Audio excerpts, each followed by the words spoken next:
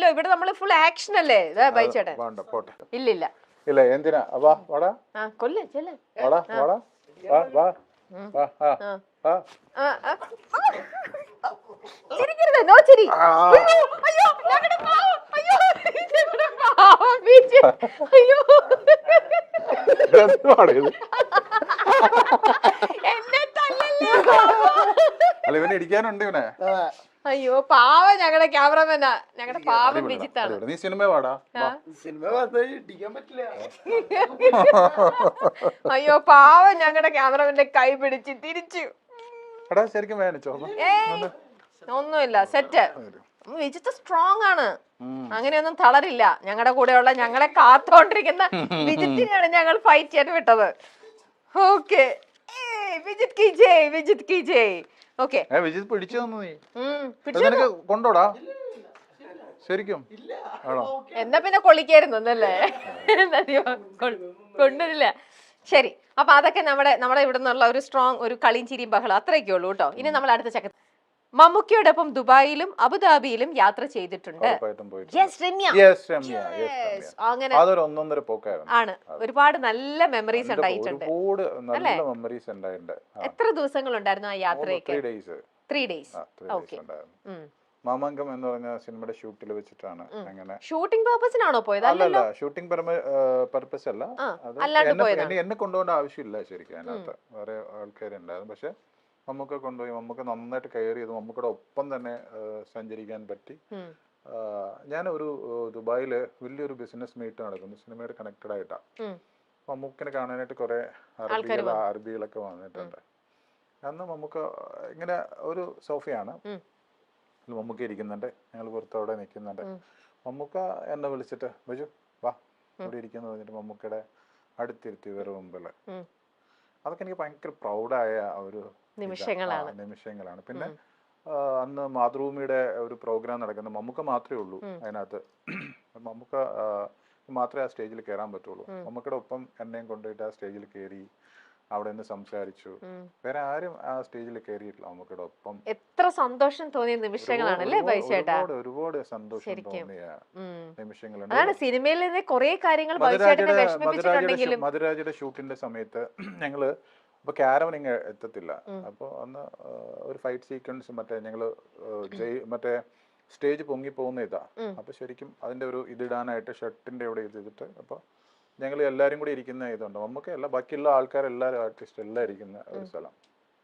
അങ്ങനെ മമ്മൂക്ക വരുമ്പോ തന്നെ ഒരു ഇതാണല്ലോ. അപ്പൊ മമ്മൂക്ക വരുന്നു, എല്ലാരും പുറത്തോട്ട് ഇറങ്ങണം. മമ്മൂക്കൊക്കെ ഷർട്ട് ഇട്ടിട്ട് ഇത് ചെയ്യണം. എല്ലാരും പുറത്തോട്ട് ഇറങ്ങുമ്പോ എല്ലാരും മാറ്റും. അപ്പൊ ഞാനും ഇങ്ങനെ ഇറങ്ങി വരിക, എന്നോ നീ വേണ്ട അവിടെ ഇരുന്നോ എന്ന് പറഞ്ഞു. അങ്ങനെ കുറെ. അപ്പൊ ഞാന് അതുപോലെ നമ്മുടെ കോവിഡ് ടൈമില് ആരും പുറത്തോട്ട് ഇറങ്ങത്തില്ലോ. അങ്ങനെ ഞാൻ കുറച്ച് ഫിഷൊക്കെ ഇട്ടാന്ന് മമ്മൂക്ക എടുത്ത് വന്നു. മമ്മൂക്ക ഇറങ്ങി വന്നു, എന്നോട് വഴക്ക് പറഞ്ഞു, എന്തിനാ നീ ഇതൊക്കെ ഇട്ട് വന്നേ? എന്നിട്ട് പറഞ്ഞു ഞാനായതുകൊണ്ടിട്ടാണ് പുള്ളിക്കാരൻ. അങ്ങനെ വഴക്ക് പറഞ്ഞു, എന്തിനാ ഇങ്ങനെയൊക്കെ നടക്കുന്നത് എങ്ങനെയൊക്കെ ചോദിച്ചിട്ട്.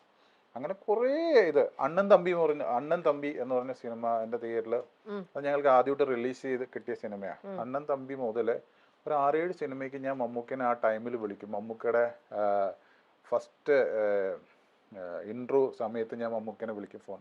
എന്നിട്ട് ആൾക്കാർ ഭയങ്കര ഫാൻസ് അല്ലേ, ഈ ബഹളമൊക്കെ ഞാൻ കേൾപ്പിച്ചു കൊടുക്കും മമ്മൂക്കനെ. അങ്ങനെ കുറെ അത്രയും ഇതുണ്ട്. ഈ അടുത്ത കാലത്താണ് ഞാൻ മമ്മൂക്കയുടെ കൂടെ, ഞാനിപ്പോ ലാസ്റ്റ് ബർത്ത്ഡേക്ക് ഞാൻ ഇവിടുന്ന് മൂന്നാർ പോയി. അപ്പോ ആരും പോയിട്ടുള്ളൂ, മമ്മൂക്കയും ഫാമിലിയും മൂന്നാർക്ക് പോയി. അങ്ങനെ ഞാൻ ഒരു വലിയ ബൊക്കെയൊക്കെ ആയിട്ട് വെളുപ്പാങ്കാലത്ത് അവിടെ ചെന്നു. അപ്പൊ പുള്ളിക്കാരൻ അവിടെ ഉണ്ടെന്ന് ആർക്കും അറിയത്തില്ല.